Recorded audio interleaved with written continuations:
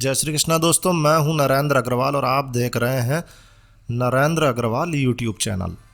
आज इस वीडियो में हम आपको कार्तिक मास की राई दामोदर की दो कहानियां शेयर करने जा रहे हैं।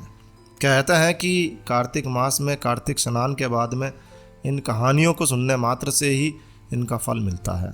तो आइए शुरू करते हैं। राई दामोदर की पहली कहानी। एक समय की बात है, एक छोटी सी लड़की जो कि कार्तिक स्नान किया करती थी। कार्तिक का महीना पूरा हुआ तो सब कहने लगी कि गंगा जी जाएं या यमुना जी जाएं या फिर हरिद्वार होकर आएं। तभी एक स्त्री बोली, देखो भाई, मैं तो राई दामोदर भगवान को जिमाऊंगी। तो सभी पूछने लगी कि भाई ये कैसे होता है।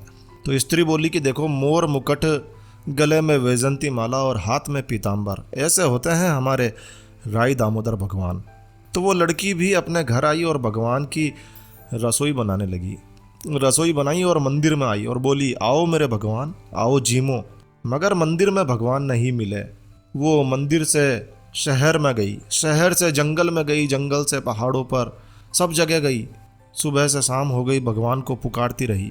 अब भगवान लड़की को पहाड़ पर चढ़ते हुए देखकर बोली, वह तो ऊपर से गिरकर मर जाएगी और मेरे सिर पर इसकी हत्या का पाप लग जाएगा। इसे तो दर्शन देने ही होंगे। तब भगवान एक ब्राह्मण का रूप धरकर आए और बोले, बेटा चल, मैं तेरा भगवान हूँ, चल मुझे जिमा दे। लड़की बोली, तुम मेरे भगवान? नहीं नहीं, तुम मेरे भगवान नहीं हो सकते हो। तो ब्राह्मण बोला, मैं तेरा भगवान कैसे नहीं हो सकता? तो उसने कहा, सुनो, मेरे भगवान तो मोर मुकुट वाले हैं, गले में वैजंती माला पहने हुए हैं और हाथ में पीताम्बर लिए हुए हैं। ब्राह्मण बोला, अच्छा ऐसे हैं तेरे भगवान? लड़की बोली, हाँ ऐसे है मेरे भगवान। अब भगवान ने लड़की के सामने अपना चतुर्भुजी रूप दिखाया। लड़की खुश हो गई और बोली, हाँ तुम ही हो मेरे भगवान। अब आगे आगे वह छोटी लड़की भाग रही थी, पीछे पीछे भगवान आ रहे थे। भागते भागते संग की सहेलियों से बोली, मेरे भगवान मेरे घर आए हैं। उनमें से किसी एक ने कहा, देखो देखो तो इनके भगवान कैसे हैं।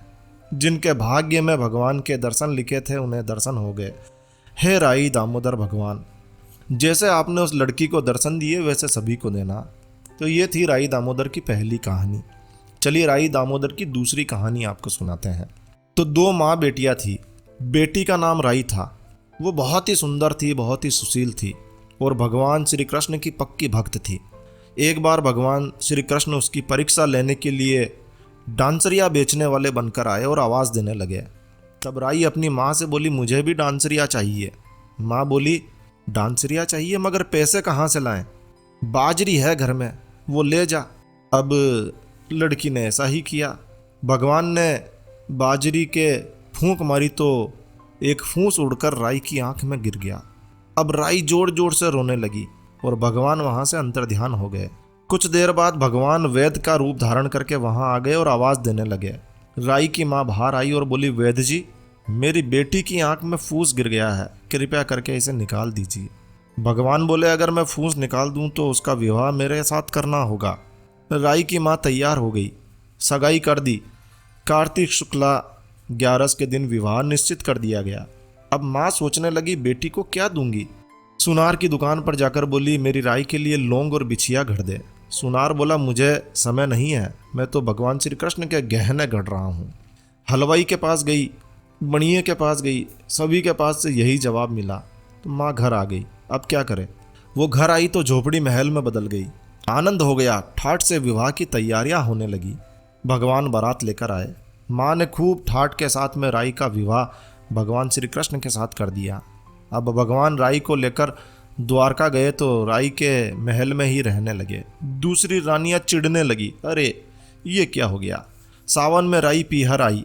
भगवान ने सोचा, राई को तीज भेजूं। 7 जरी के बेस, 5 सोने के पचेटे रखे, 2 हंसों को बुलाया और बोला, सीधा राई के पीहर जाना, कहीं मत रुकना और वहां देकर आना। इधर राधा रुक्मण को पता चला तो उन्होंने उन हंसों को अपने महल में बुलाया और बोला कि थोड़े मोती चुग लो। अब हंस आ गए, मोती चुगने लगे। राधा रुक्मण ने सारा सामान निकालकर उसमें से फटे पुराने कपड़े और 5 कांटे बांध दिए और फिर वो पोटली हंसों को दे दी कि ले जाओ। अब हंस सामान लेकर राई के पास गए। राई खुशी से नाचने लगी। जैसे ही पोटली खोली, 5 अंगुलियों में 5 कांटे चुभ गए। राई बहुत दुखी हुई। सावन का महीना समाप्त हुआ तो भगवान लेने के लिए आए।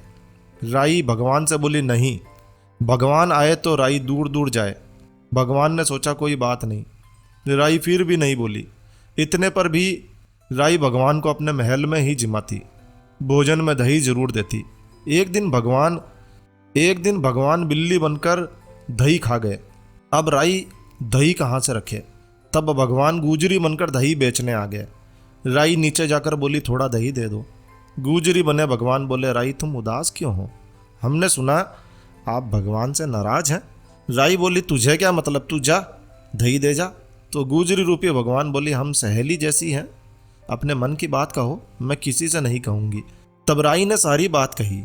सुनते ही भगवान को अचंभा हुआ और वो असली रूप में आ गए और बोले ये कैसे हुआ, मैंने तो जरी के बेस और सोने के पचेटे भेजे थे।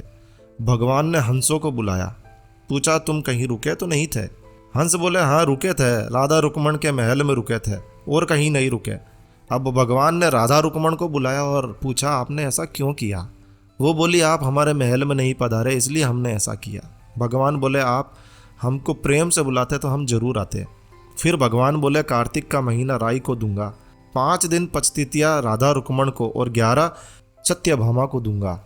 भगवान ने सबको मान दिया है। भगवान राधा रुक्मण राई को मान दिया वैसा सभी को देना। घटती को पूरी कर जो, पूरी का प्राण छोड़ जो, भूल चूक को माफ कर जो। तो ये थी राई दामोदर की दूसरी कहानी। कहता है कि कार्तिक मास में इन कहानियों को सुनने मात्र से ही इनका फल मिलता है। तो बस इस वीडियो को यहीं विराम देता है। दोस्तों यह है वीडियो, यह है जानकारी, ये कहानियाँ आपको अच्छी लगी हो, यूज़फुल लगी हो तो कृपया लाइक के बटन पर ज़रूर क्लिक कीजिए। और यदि आपने हमारा ये चैनल सब्सक्राइब नहीं किया हुआ तो कृपया चैनल सब्सक्राइब कर लीजिए। तो एक नया वीडियो, एक नई जानकारी लेकर मैं आपका दोस्त नरेंद्र अग्रवाल फिर मिलूंगा। तब तक के लिए stay healthy, stay happy. Thank you for watching my video. Thanks. जय श्री राम, जय हनुमान।